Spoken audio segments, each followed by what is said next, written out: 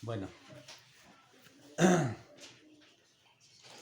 siguiendo con un poco con lo que dijimos hoy a la mañana, de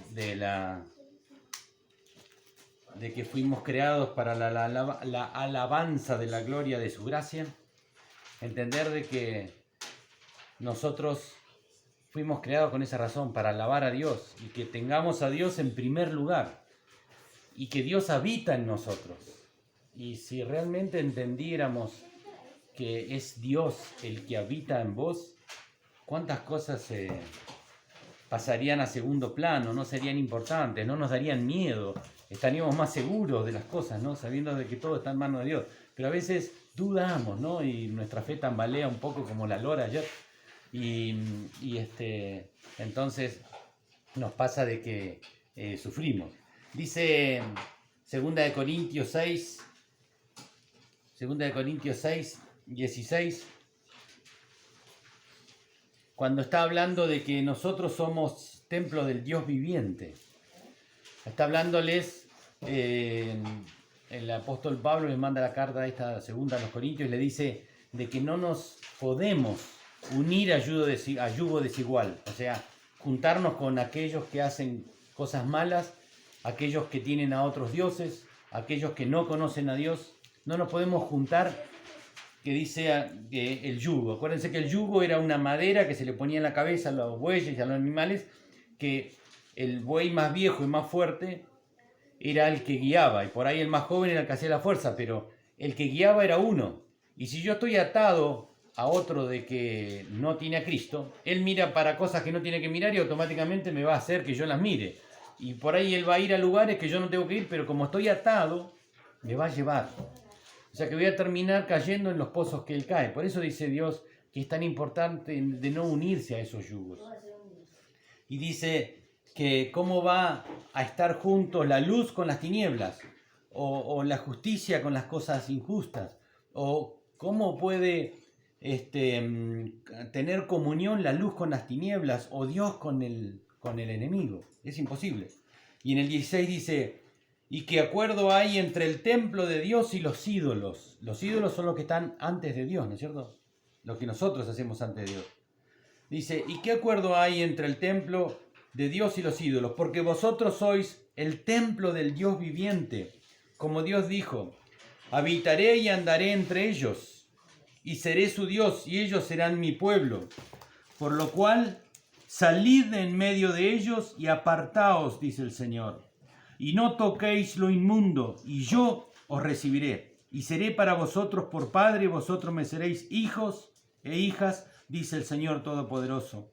Así que, amados, puesto que tenemos tales promesas, limpiémonos de toda contaminación de carne y de espíritu, perfeccionando la santidad en el temor de Dios. Así que, Padre, en el nombre de Jesús te rogamos que grabes en nuestro corazón esta palabra, que abras nuestro entendimiento para estar atentos, para escucharte a ti, Señor. Te ruego que me des gracia para poder expresar, Señor, lo que pusiste en mi corazón. Padre, aquí estamos, glorifica tu nombre en nuestras vidas, en el nombre de Jesús.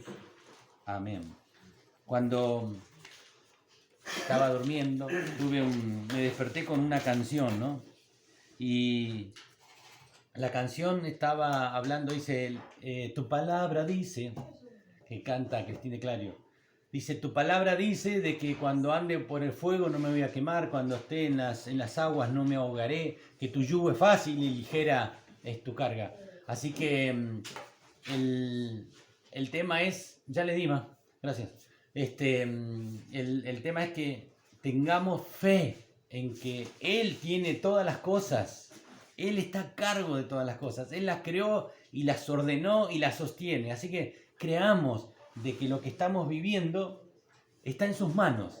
Entonces, si nosotros sabemos que Él está en nosotros, su gozo está puesto en mí. Si su gozo está puesto en mí, esta canción dice que danzaré en cada temporada.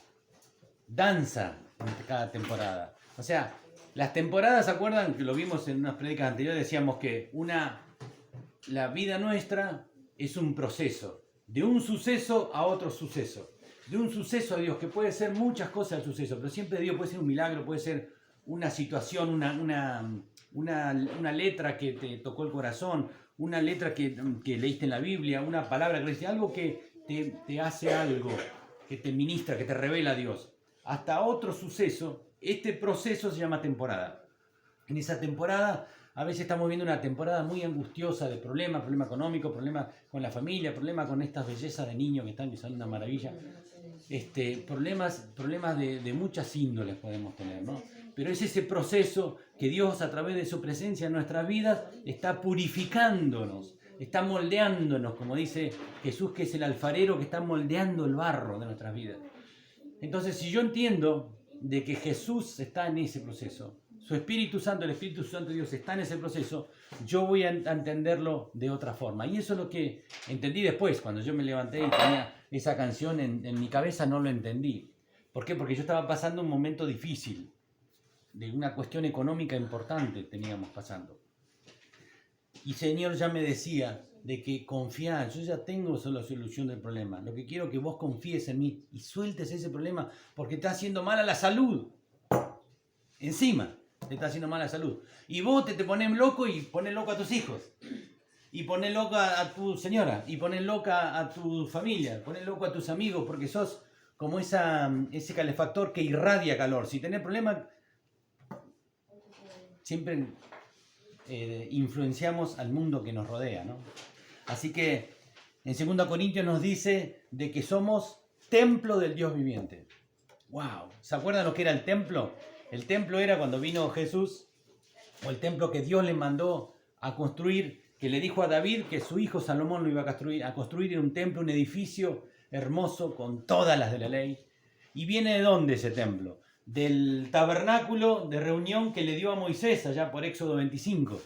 Le dijo de que cómo iba a ser ese templo, pero en esa época, como no tenía muchas cosas y el pueblo se movía de lado a lado, era como una casilla rodante, ¿no? Era como una carpa que la armaban y la desarmaban en otro lugar. Y era con una precisión tenían que hacerla, porque Dios se lo manifestó así, que va a ser el templo y que va a ser el lugar que vamos a estar por la eternidad con Él, ¿no? Así que por eso es importante que lo sepamos, porque vamos a pasar toda una vida ahí para no perdernos.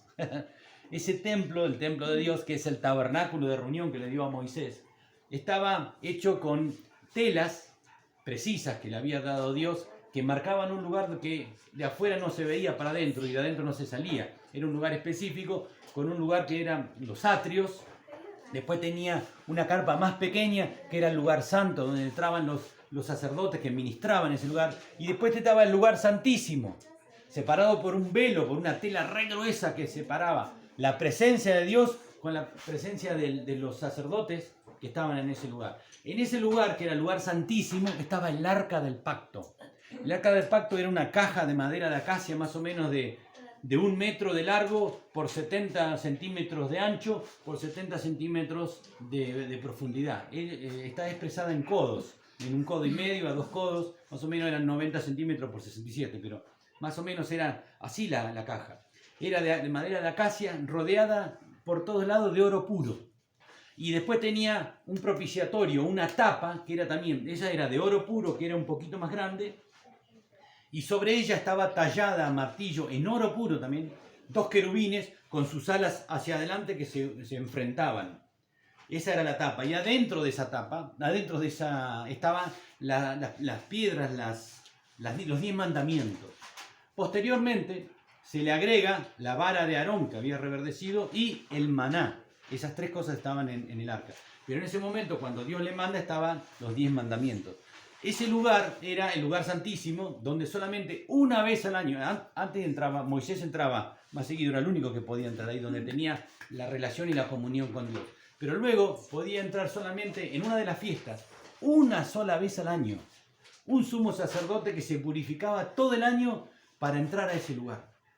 Y él venía y traía las ofrendas de paz y de pedido de perdón por su pueblo, que era la sangre de ese animal que se sacrificaba, que se rociaba sobre esa tapa.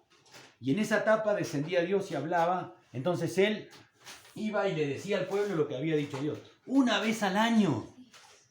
Hoy vos tenés esa arca en tu corazón.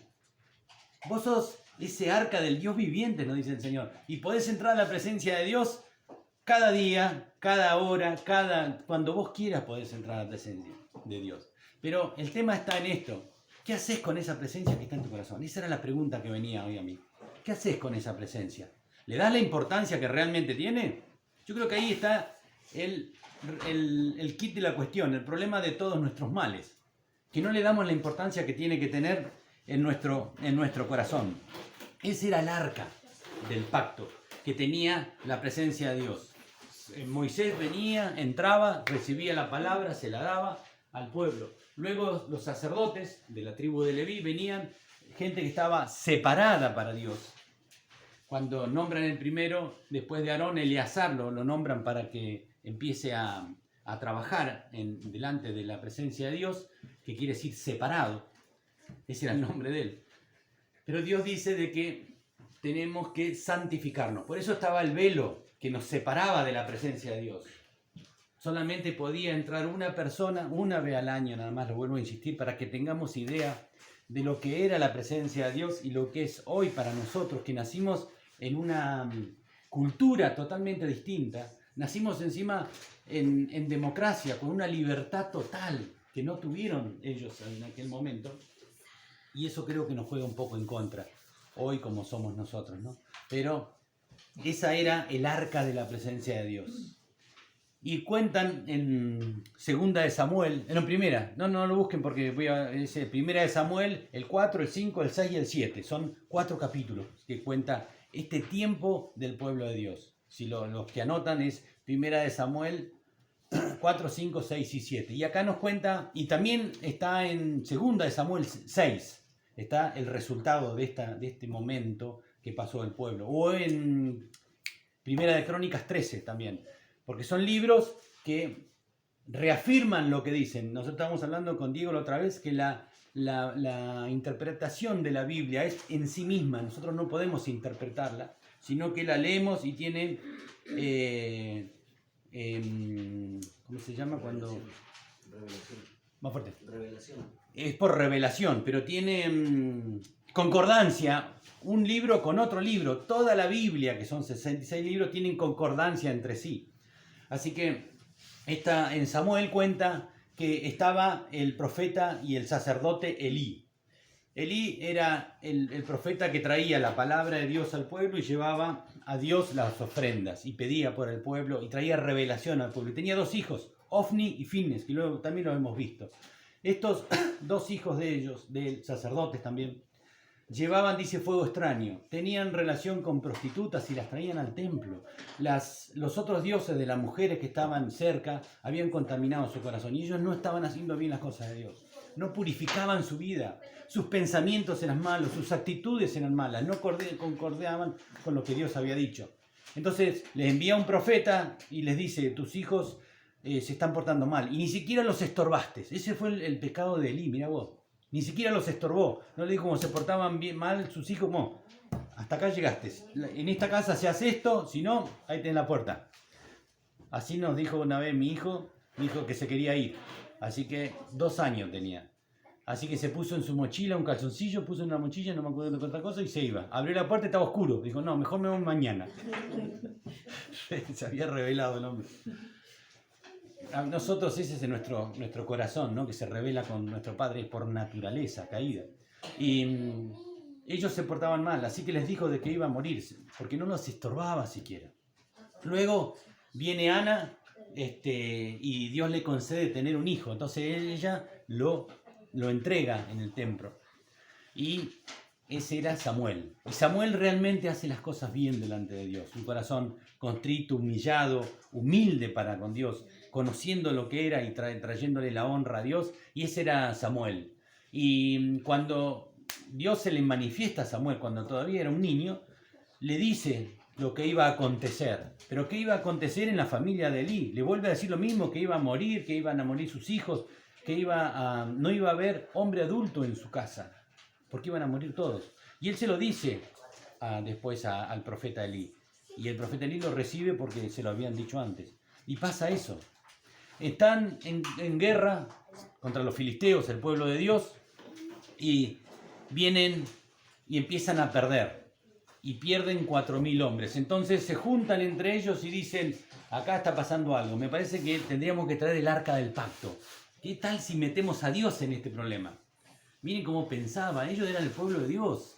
Ellos tendrían que haber ido a los sacerdotes, haber buscado al Señor. No, dice, mejor traigamos el arca del pacto como que fuera un fetiche, como que fuera un amuleto. Traigamos el palito o toquemos madera porque o no pasemos debajo de la escalera porque no diga eso, tirá la sal para atrás y se te cae. Esas cosas que hacíamos antes, ¿no? De los amuletos. Y vienen y el arca estaba en un lugar que se llamaba Silo. Ahí estaba el arca, ahí estaba el tabernáculo. Y estaba medio olvidado, estaba ahí el arca estaba en Silo. Entonces ellos vienen, ¿qué hacen? Traen el arca a la guerra, a Afec, se llamaba el lugar donde estaban. Y traen el arca como que fuera un amuleto. ¿Y qué pasa? 30.000 hombres mueren ahí. 30.000 hombres mueren en esa batalla. Y los filisteos se roban el arca. Se llevan a Dios. El enemigo viene y se lleva el arca del pacto. Mirá qué lejos que estaba ese pueblo de Dios, ¿no? Su pueblo adquirido, el pueblo de Dios. Y se llevan el arca. Y se llevan el arca a un lugar que se llamaba Asdod. Se llevan el arca a Asdod, matan a 30.000 hombres, el pueblo vuelve arrepentido, cabeza gacha a su lugar. Y los filisteos, orgullosos que habían capturado al Dios de Israel. Y se lo llevan a Asdod. Y entonces lo ponen en el templo. Ellos tenían un Dios que se llamaba Dagón. Dagón era el padre de Baal y de la esposa era Astaret, creo que se llamaba. La diosa de la prostitución, que después eran los griegos, los vimos cuando vimos Apocalipsis, eran otros nombres, ¿no? de la Afrodita, esas mujeres, que eran todos descendientes de este dios, de Dagón. Y Dagón tenía cuerpo de pescado y cuerpo, que se llama, la parte que era como un sireno, ¿viste? Una cosa así era el dios Dagón. Y lo ponen al arca del pacto dentro del templo de su dios Dagón. Y se van a dormir. Al otro día se levantan y Dagón está, ¡pum!, cabeza tirado en el piso, como inclinado delante del arca del pacto. Entonces lo levantan a Dagón, arreglan la estatua. Y al otro día cuando van, Dagón estaba otra vez en el piso, pero se habían roto las manos y la cabeza. Se habían roto de la estatua. Así que dijeron, no, acá hay algo raro. Y empezaron a crecerle tumores tremendos. La Biblia habla de tumores horribles, en todo lo que tenían que relación con las zonas íntimas. Unos tumores grandísimos, terribles, y empezaron a aparecer ratas. Entonces los de Asdod dijeron, no, vayamos a otra ciudad, llevémoselo. Y se van a los de Gat, y le dicen a los de Gat, miren, recuperamos, le sacamos el Dios a los hebreos, pónganlo en sus lugares de adoración. Entonces se la llevan para allá. Y se la llevan a Gat. Y Gat la recibe y también lo ponen en el templo y pasa lo mismo. Y empiezan más tumores y empiezan las ratas. Entonces, ¿qué hacen? Entonces van y se la van a llevar a Ecrón. Y a Ecrón le dice lo mismo. Hermanos, acá reciban el arca del pacto porque se la robamos a los filisteos y lo reciben en Ecrón. Los filisteos se regían por 5 ciudades porque ellos tenían 5 príncipes. Entonces van de Asdod a Gat, a Ecrón, y cuando Ecrón la recibe, no, basta de esto. Llamemos a los ¿cómo se llama? A los sabios, a los brujos nuestros, a los adivinos, para que nos digan si esto es una maldición o es que vino una peste a la humanidad.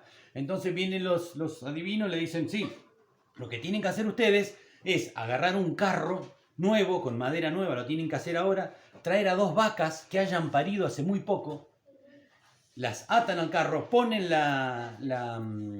arca ahí y tienen que ofrecer sacrificios, pedir perdón por lo que hicieron y poner un tumor así de grande como en oro puro y una rata por cada ciudad y un tumor por las 5 capitales, por los 5 príncipes, que es la forma de pagar y pedir perdón por lo que hicieron. O sea, la ofrenda de paz a ese Dios. Así que hacen todos los tumores, los ponen en una caja de oro también, los ratones los ponen en una caja y se suelten las vacas. Si las vacas vuelven al corral porque su cría está en el corral, tienen que ir a amamantar, fue un problema por suerte. Pero si las vacas se van para Israel, eso es de Dios. Así que pone las vacas nuevas, todo, y las vacas se van para Israel. Así que los 5 príncipes siguen el carro y llegan a Bet-Semes, que era una ciudad levita. Y se va para allá las vacas con el carro. Entonces cuando los de Bet-Semes ven eso, se regocijan y dicen, Dios vuelve a su pueblo, la presencia de Dios vuelve al pueblo. Entonces llega a Bet-Semes, agarran las vacas, las matan, agarran el carro, prenden fuego y adoran a Dios y hacen sacrificio a Dios porque vuelve nuevamente. Y ahí queda. ¿Y qué hacen los de Bet-Semes? Ellos eran levitas. Abren el arca, abren la caja, estaba llena de tumores, de rat, todas cosas de oro. Pero abren el arca. Bien, ¿quién vio Indiana Jones? Bueno, vieron que abrió el arca y se armó la podrido, murieron todos los que estaban, ¿no? En la película. Bueno, acá pasó lo mismo. Dice la Biblia 50.070 que murieron. Se dice que tienen que haber sido menos porque no creía que había tanta gente, pero que puede haber sido un error de escriba. Pero murieron casi todo lo del pueblo por haber cometido eso. Ellos sabían de que no se puede tocar el arca y no lo podían abrir. Entonces, los que quedan vivos se van hasta Kiriat Jearim, que era la ciudad que le seguía, y le dice, vengan a buscar el arca, llévensela, porque está trayendo maldición al pueblo. Ellos eran levitas, eran judíos. Entonces vienen los que de Kiriat Jearim, hacen lo mismo, otro carro, bueyes, y se la llevan. Y se la llevan a la casa de Abinadab. Y la dejan en la casa de Abinadab. Queda en la casa de Abinadab el arca del pacto, y su hijo Eleazar, que quiere decir separado, a Eleazar lo designan para que quede frente del arca del pacto a cuidarla. Y queda ahí por muchos años. Queda en Kiriat Jearim, en la casa de Abinadab. Acordémonos de Abinadab. Es la casa donde estaba la presencia de Dios. Y queda por muchos años. Entonces, ¿saben cuántos años? Más de 20 años. Dicen los que calculan los años que fue mucho más el tiempo que pasó. Pero la Biblia dice que estuvo 20 años. ¿Por qué lo dice? Dice que puede ser desde que Dios esperó 20 años comunicarse con alguien en ese arca. Estuvo alrededor de 60, 70 años el pueblo sin el arca del pacto, sin la presencia de Dios. Y mientras tanto, si seguimos leyendo el libro de Samuel, dice de que Samuel fue juez, ¿no? ¿Por qué? Porque ya había muerto el juez anterior. Llega Saúl, el pueblo quiere un rey, ponen a Saúl. Saúl, toda su carrera, todo su reinado, aparece David, muere Saúl, muere su hijo Jonatán. Y David conquista Jebús, conquista Jerusalén, conquista la ciudad de David. Entonces, David, siendo rey, conquista los últimos lugares de los filisteos habían ocupado y unifica a todo el pueblo. Las 12 tribus eran nuevamente de Israel, que estaban divididas, estaban bajo dominio de los filisteos. Él conquista todas las ciudades, reúne a todo el pueblo, conquista Jerusalén y la hace su ciudad. Y dice, bueno, ya tengo todo, ¿qué me falta? Oh, la presencia de Dios. me falta Dios. Entonces dijo, vayamos a traer el arca de allá de Kiriat Jearim. Entonces se va con 30.000 hombres. Los 30.000 que habían muerto cuando perdieron el arca. Mirá vos, ¿no? Lo que es Dios. Esos 30.000 hombres ahora, 30.000 nuevos hombres de guerra. David tenía miles, pero con 30.000 hombres de guerra se va a recuperar el arca. Y se va a Kiriat Jearim, a la casa de Abinadab, y le dice, vamos a llevarnos el arca. Entonces trae panderos, salterios, guitarras, y ya habían nacido 2 hijos más en la casa de Abinadab, que también estaban ahí, que era Ayo y Usa. Ayo y Usa, los 2 hijos. Entonces vuelven a hacer lo mismo, hacen un carro nuevo, ponen 2 bueyes, ponen el arca del pacto, y iba Usa al lado del arca, iba Ayo en la parte de delante, y iba saltando de alegría, de gozo David, y todo el pueblo cantando alabanzas a Dios, con un deseo de recibir a la presencia de Dios en Jerusalén. Y dice que en un momento el carro empieza a moverse porque trastabillan los bueyes, porque había muchos pozos, era más o menos como acá, Pozo Pueblo. Seguramente pasó por acá el arca. Y empezó a trastabillar y Usa la sostuvo el arca porque se iba a caer. Iba a tocar el piso el arca, iba a tocar la tierra creada por Dios. Él consideró que era más santo a sus manos que el piso, mira vos. Él dijo, y se cae el arca, y puso su mano, y automáticamente ¡tra!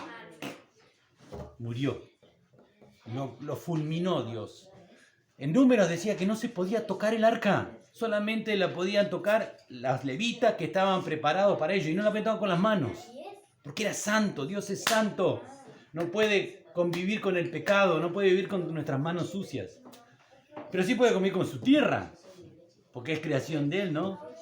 Así que murió automáticamente. Ese lugar se llama Pérez Usa, me quedó grabado ese nombre porque es donde queda exterminado Usa.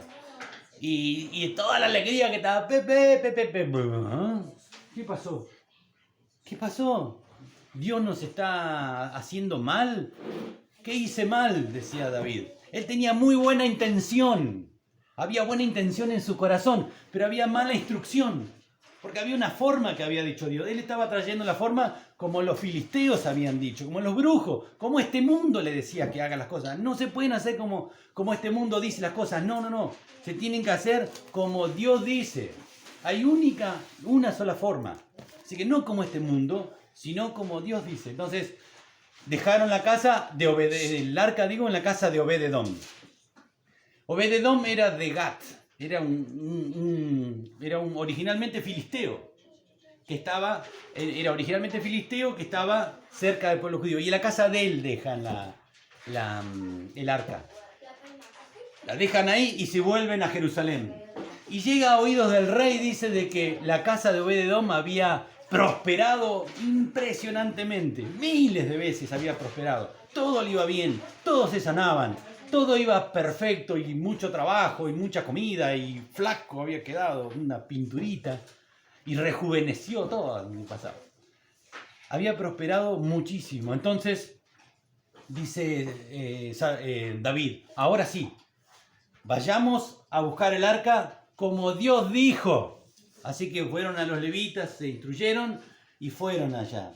Y el arca tenía que ser llevada, dice que en las esquinas tenía aros de oro para pasar unas varas, que eran varas de acacia, cubiertas de oro, llevadas solamente por los levitas que estaban designados, santificados, limpios y puros, que podían pasar esos palos por los aros, cargarla en los hombros, 4 levitas, y llevarla así. Esa era la forma. Y nadie podía acercarse a 500 metros no se podían acercar del arca. A esa distancia teníamos que estar en ese momento los que no eran levitas, los que no eran separados para Dios, los que no eran santos. Bien lejos tenían que estar. Entonces tenían que ir. Y ahí sí, lo puso como Dios mandó y se vinieron. Y dice que David se puso un éfod, que era una especie como un vestido, como una, ¿cómo se llama para dormir? Como un camisón, una especie, sí, un camisón, ¿no? Finito, que no tenía mangas y quedaba muy sueltito, y él estaba desnudo abajo. Entonces dice que David se vistió así, porque esa era la vestimenta de la parte más íntima del sacerdote.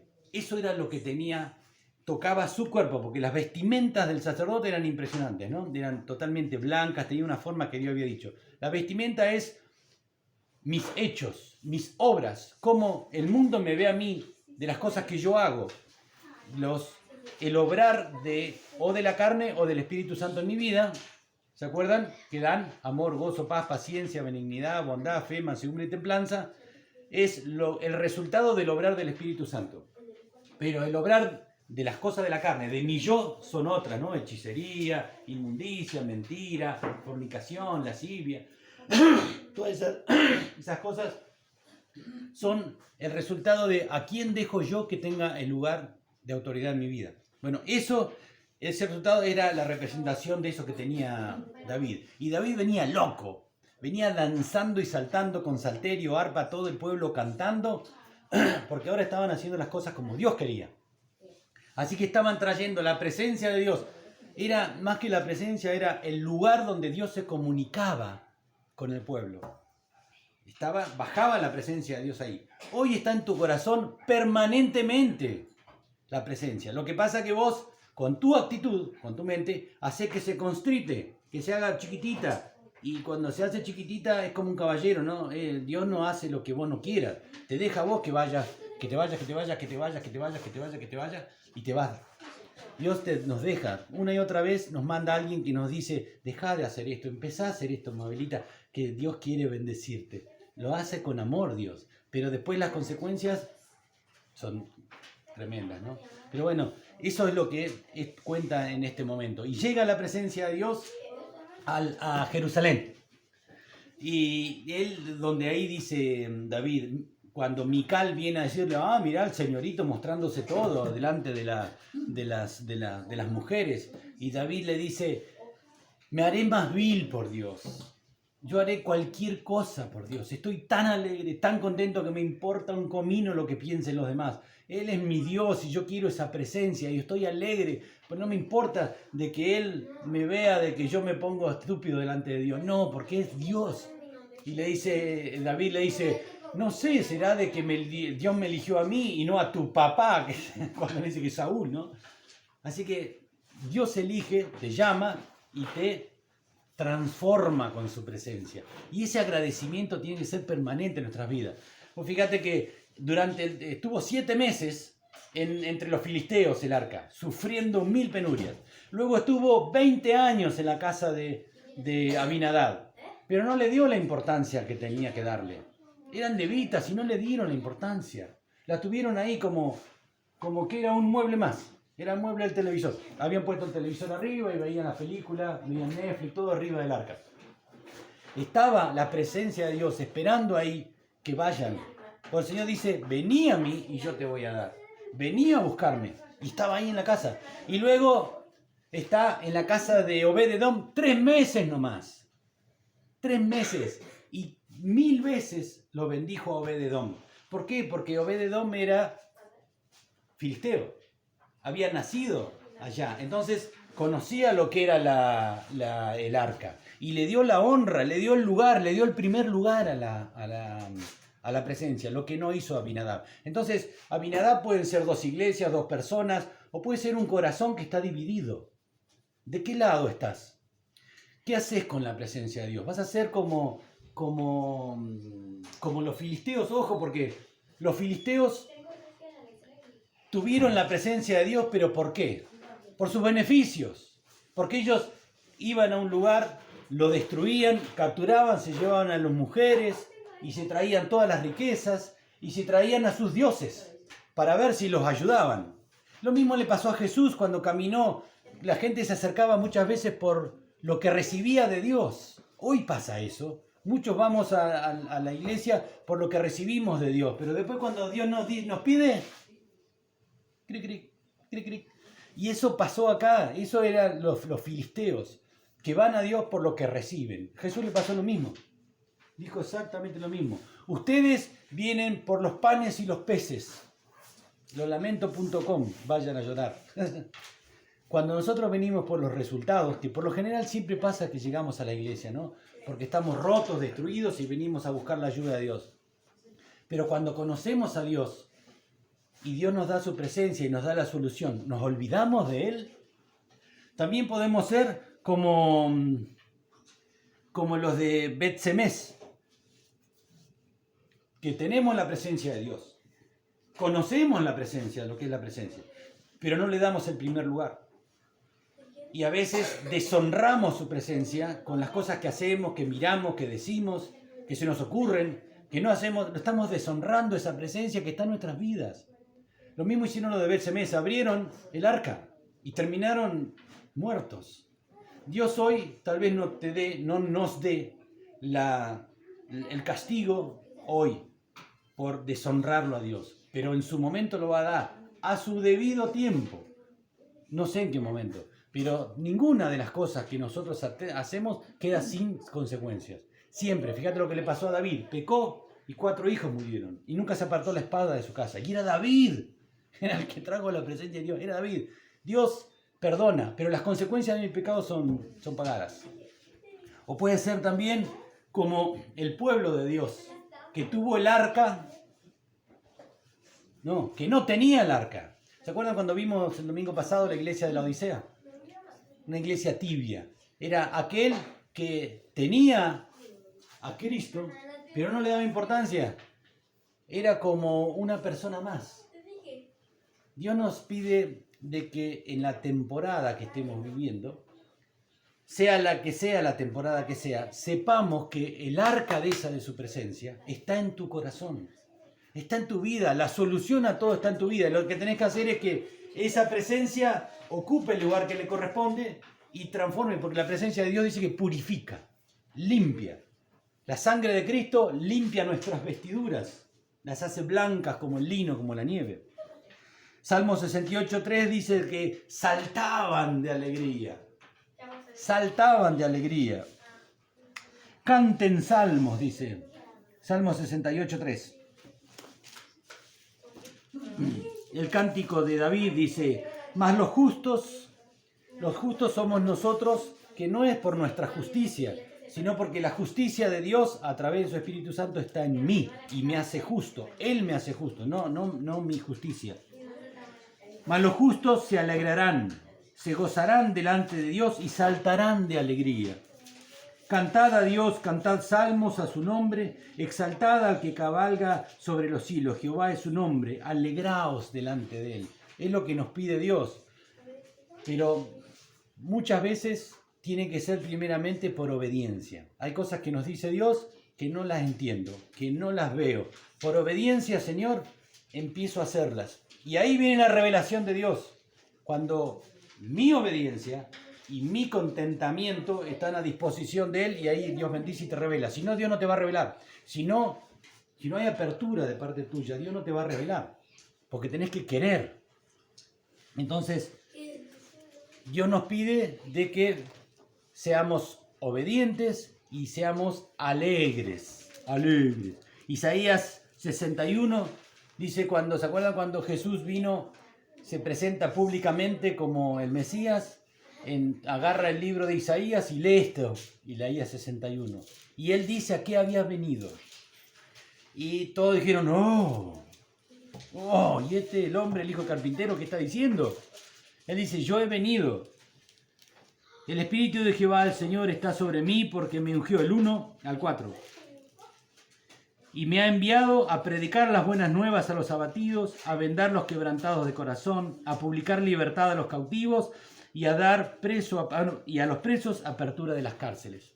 Eso simple tenemos que nosotros saber de que a eso vino Cristo. A eso está Cristo en mí y eso simple me tiene que dar un gozo tremendo. Entender de que Él vino a hacer eso y lo hizo en mí y a través de mí lo va a hacer a otros.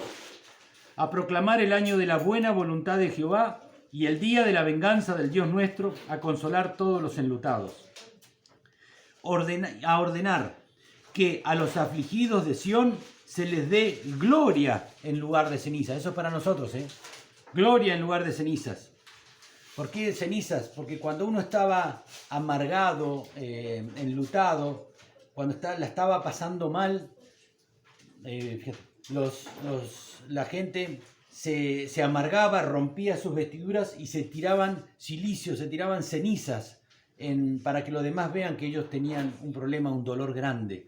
Y eso produce picazón en el cuerpo. Entonces era como autoflagelarse, mostrar a los demás que estaba mal. Eso era ceniza.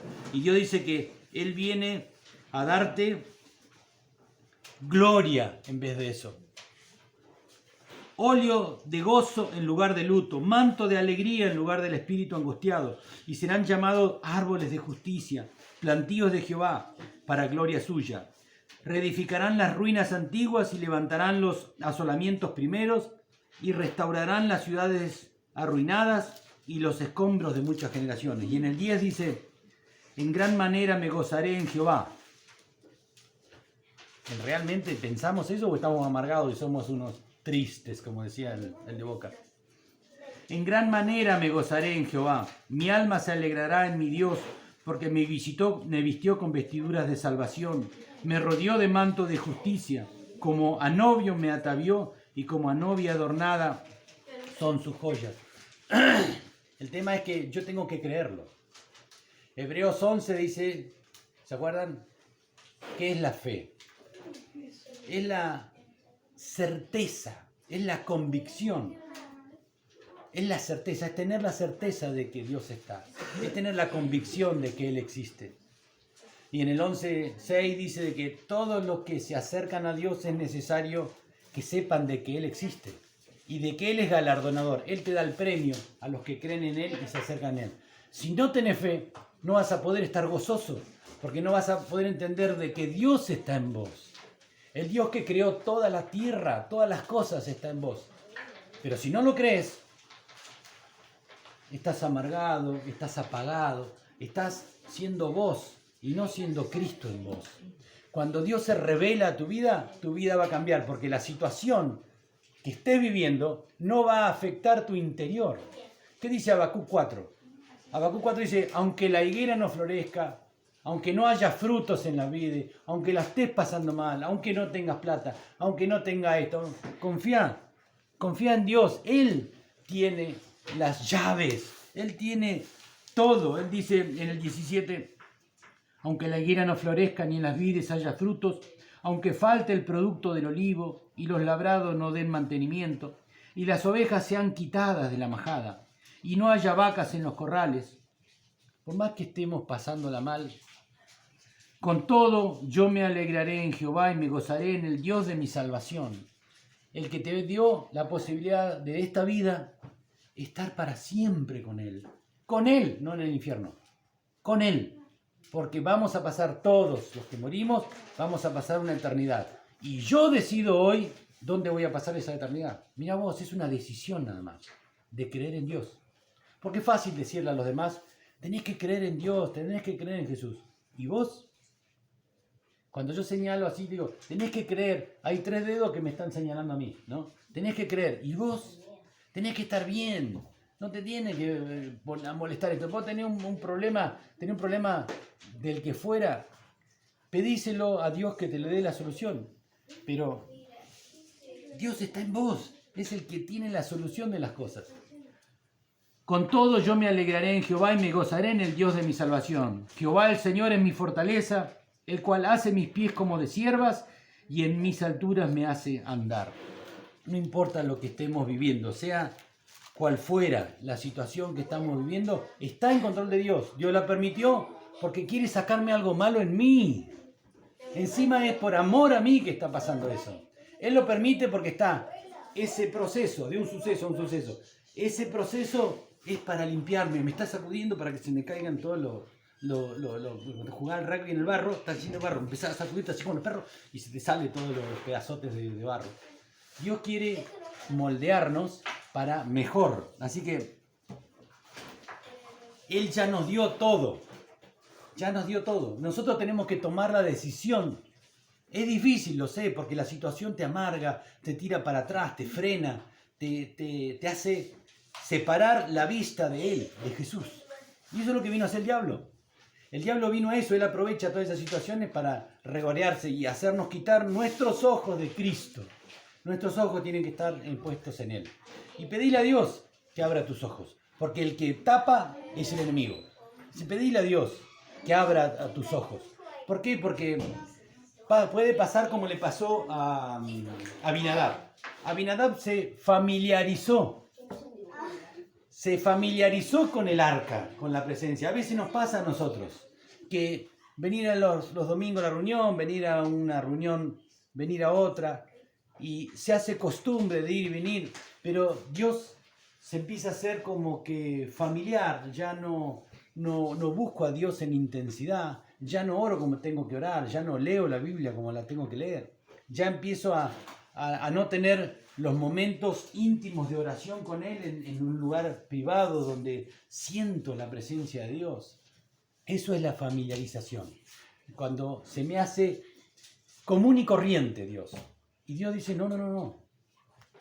Ya me pusiste en segundo plano, pusiste algo delante de mí, que sos vos mismo, o son tus problemas, o es tu situación, o cuando te va bien las cosas. ¿Puede ser eso un ídolo? Sí, porque está delante de Dios. Entonces, Cuando se familiariza, empiezan esos problemas. Se pierde el honor hacia la presencia de Dios. Se pierde el valor a la presencia de Dios. Se pierde el valor, el honor, y me falta uno.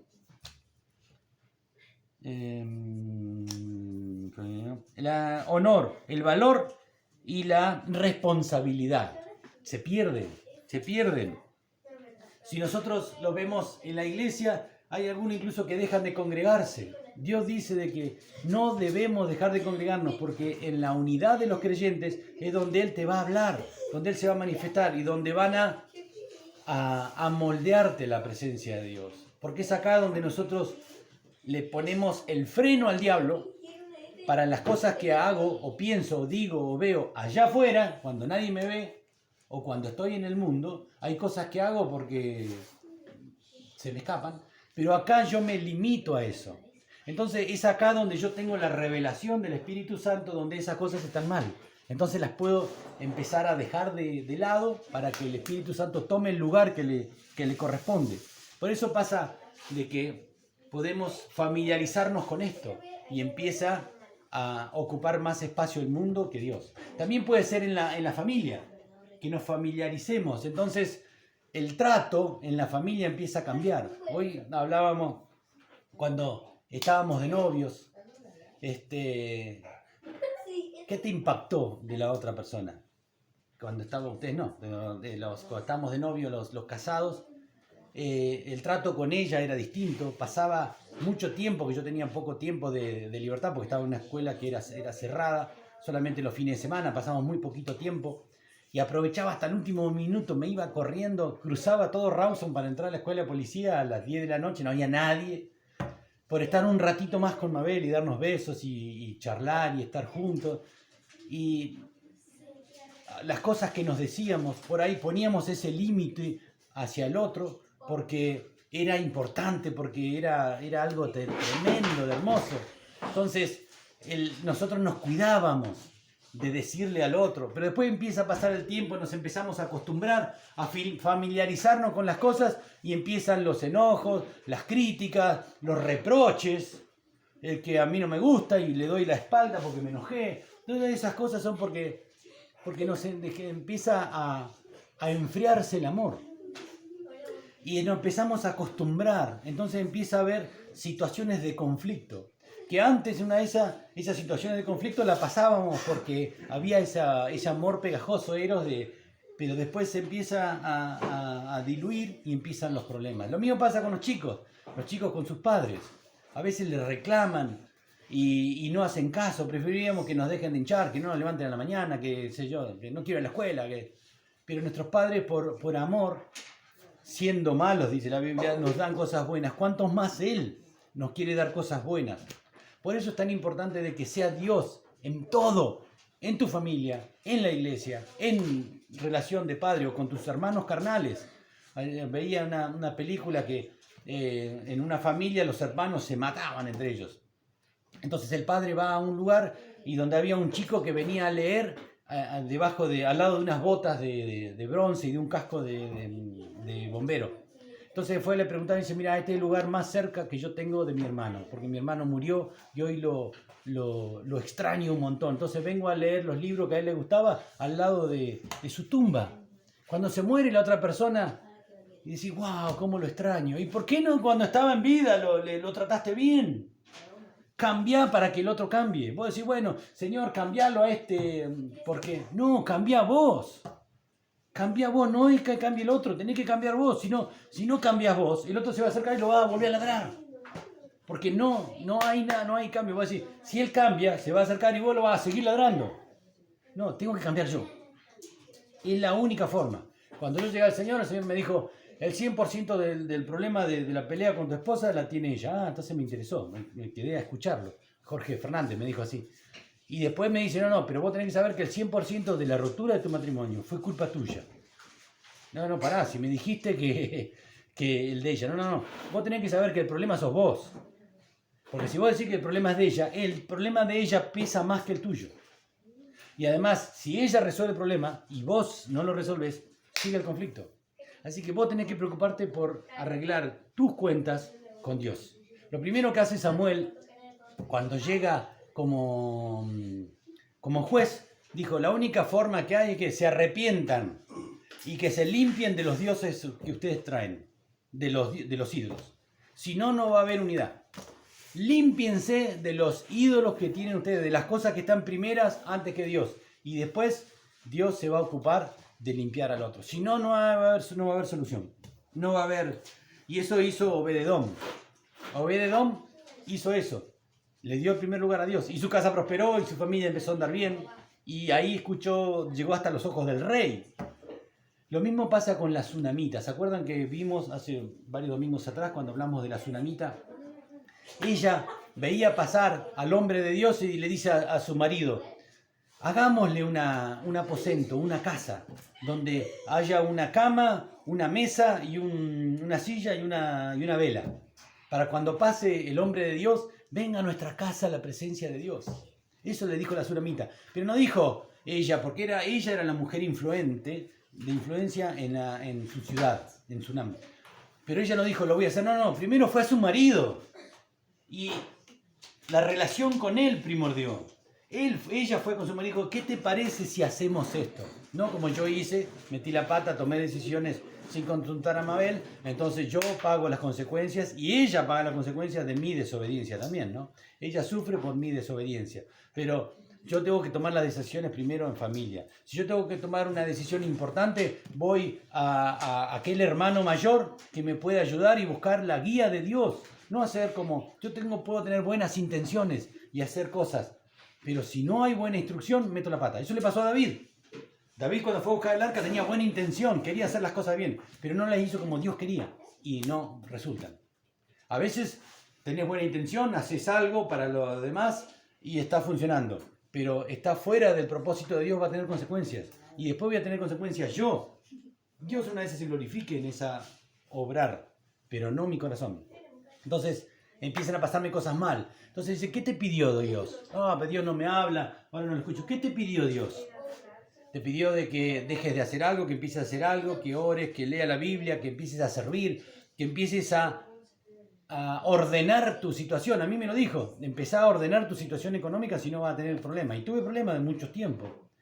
Entonces yo digo, Señor no me habla. ¿No será de que está esperando Dios una respuesta mía?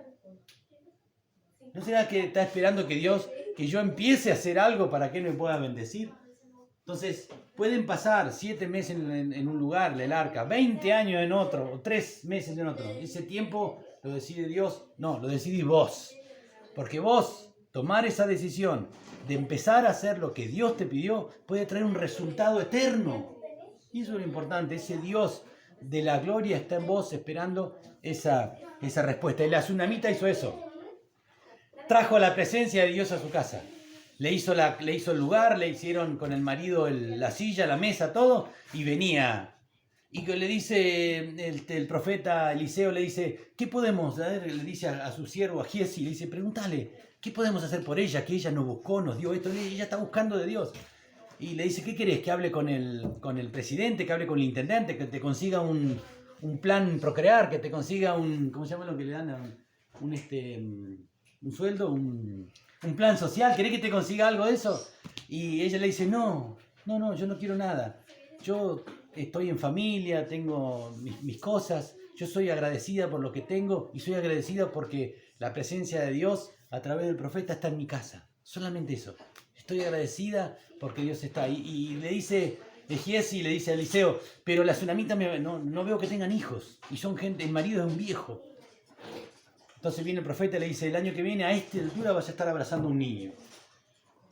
Dios conoce la verdadera petición de tu corazón.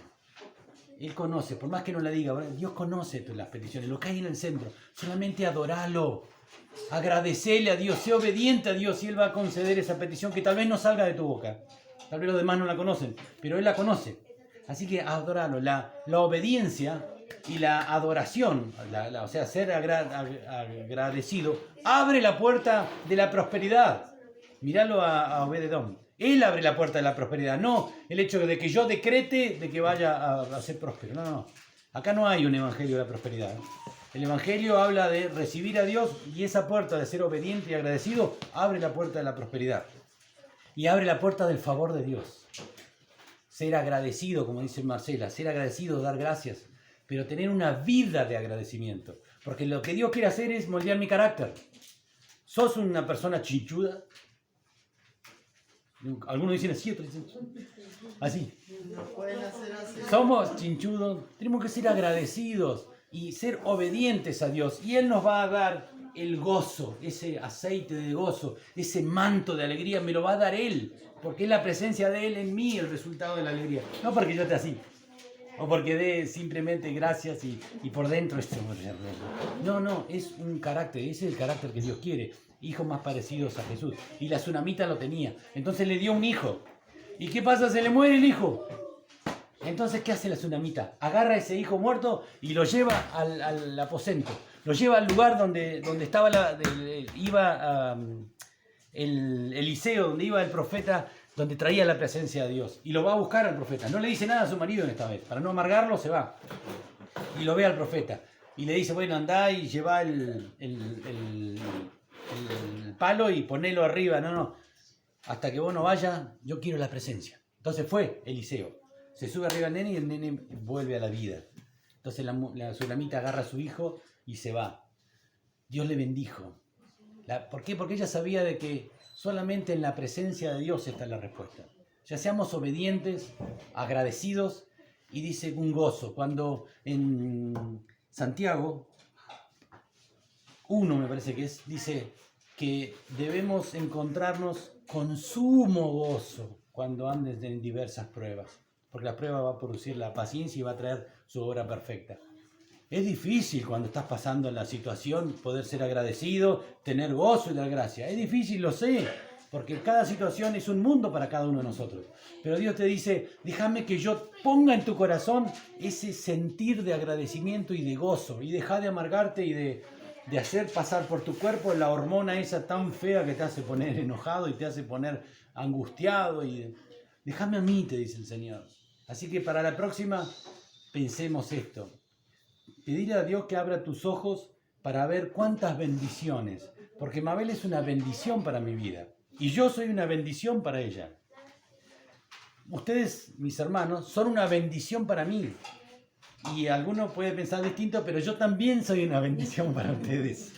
El que está sentado a tu lado, el que está sentado en otro lugar que tenés problema con él, es una bendición de Dios. Pedirle a Dios que te abra los ojos para ver no lo que ve el ojo natural, sino lo que Dios te revela de qué hay en esa persona. Tal vez yo esté enojado con él, pero Dios lo está usando para tratarme a mí. Y cuando yo cambie, lo voy a ver distinto al otro. Mirá vos lo que es esto, no lo comés la cosa de Dios. Pero el mundo te dice, no, yo ya me enojé con este, listo, ya le hice la cruz. Y dice que es lo mismo que tomar vos el veneno y esperar que el otro se muera. Tomar vos el veneno y esperar que el otro se muera. Eso es el enojo. Eso es la falta de perdón. Así que pidámosle a Dios que abra nuestros ojos y nuestro entendimiento para poder entender esta palabra. Porque es difícil de entenderla. Yo todavía no la entendí. Hay cosas que todavía no la entiendo, pero las digo porque Dios me las está revelando. Que tenemos que permitirle a Dios que ponga en nosotros ese manto de alegría, ese aceite de gozo, que cuando venga la situación, nuestro interior va a estar fortalecido y no nos va a hacer caer, y no nos va a hacer tropezar de la senda y que nos puede hacer caer fuera de él y que nos perdamos. Así que pidámosle a Dios esto, que abra nuestros ojos y que nos dé la fortaleza, la autoridad para agarrar esta palabra y agarrarnos fuerte y firmes de él, puesto nuestros ojos en Jesús, que es el autor y el consumador de nuestra fe. Él nos puede dar la solución. Si lo dejamos ocupar el lugar que tiene que ocupar en mi vida y que le dé la autoridad a él en mi vida para que haga ese resultado. Y después los problemas van a venir, las soluciones quiero decir, van a venir solas. Y la prosperidad va a pasar porque se abre la puerta. Y el favor de Dios va a venir porque se va a abrir la solución a problemas que hoy no tienen solución para nosotros.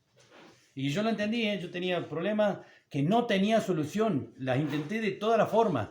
Hasta regalé cosas para poder venderlas. Y no se vendieron. Y venía gente que sí, ya te soluciona el problema. Y se caía a último momento. Se enfermaban y no podían entrar. Estoy hablando de hace una semana. Pero hoy entendí de que Dios tiene la solución. Cuando cantaba esta canción de Tu palabra dice, está en Isaías 43, que dice de que cuando pase por el fuego no me quemaré, pero no habla de que como hacen algunos que hacen fuego y pasan caminando por arriba, ¿no? Creyendo de que no se quema, sino que en la prueba, en el momento del sufrimiento, si yo estoy agarrado de él no me va a quemar, no me va a afectar esa prueba. Pero si me afecta la prueba es porque no estoy realmente agarrado y estoy creyendo que estoy agarrado. Y a veces me emperro que yo estoy agarrado porque yo... No. Si yo estoy agarrado realmente de Dios, esa prueba no me va a agarrar. Y si seguís leyendo, es la palabra que nos dieron a nosotros en el 2016 en Roca. Isaías 43, 18. Y hoy anoche, a última hora, como a la 1 de la mañana, Dios me reveló esto.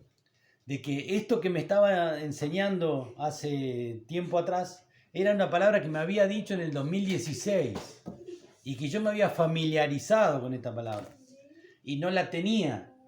Y hoy anoche y hoy a la mañana recibo esta revelación de entender esto que está pasando es para tu bien. ¿Qué va a ser para mi bien? Si encima está sufriendo mi esposa, está sufriendo mis hijos, está sufriendo mis nietos. Bueno, es la decisión tuya. Tomá esa decisión de dejarme a mí. Déjame a mí, soltá el volante, va a chocar. Así que es real lo que dice Dios. Cuesta entenderlo. Cada uno lo entiende en un tiempo distinto, una forma distinta, porque todos somos distintos. Pero Dios se va a revelar a tu corazón si lo dejas y la solución a tu problema va a venir, porque ya está. Porque dice Dios, desde el momento que dispusiste tu corazón, tomaste la decisión, ahí te bendigo. Padre, en el nombre de Jesús te damos gracias, Señor, y te rogamos, Padre, que esta palabra, Señor, pueda hacer lo que vos quieras, Señor. Sabemos que es así, pero que tenemos que tener en nuestro corazón preparado y esa tierra tiene que estar blanda y preparada para recibir esta semilla. Lo sabemos, Señor. Por eso te pedimos perdón por no tener preparada esa tierra a veces, Señor, para recibir esta semilla de tu palabra. Pero te pedimos que nos ayudes a preparar la tierra, Señor, para que esa palabra produzca el propósito, produzca el resultado por el cual tú la enviaste, que sabemos que será. Y el tiempo va a depender de nosotros. Señor, y en esta hora tomamos esa decisión, Señor. Abre nuestros ojos para ver las bendiciones que nos rodean. Danos, Señor, el denuedo para poder hablar de ti. Señor, danos la fuerza para tomar la decisión que tengamos que tomar cada uno para que se abra esta puerta de bendición, de prosperidad y de tu favor. Señor, en el nombre de Jesús yo bendigo a cada uno, Señor, de lo que hoy están escuchando esta palabra. Los bendigo en el nombre de Jesús, a ellos, a sus familias, a todos los seres, Señor, que están a su alrededor. Los bendigo, los cubro con tu sangre, amado Jesús, y los reclamo para tu gloria. Y te ruego que tu reino venga a sus vidas con poder, con autoridad, con milagros, con prosperidad y con tu favor, Señor. Te damos gracias por habernos hablado una vez más. En el nombre de Jesús. Amén.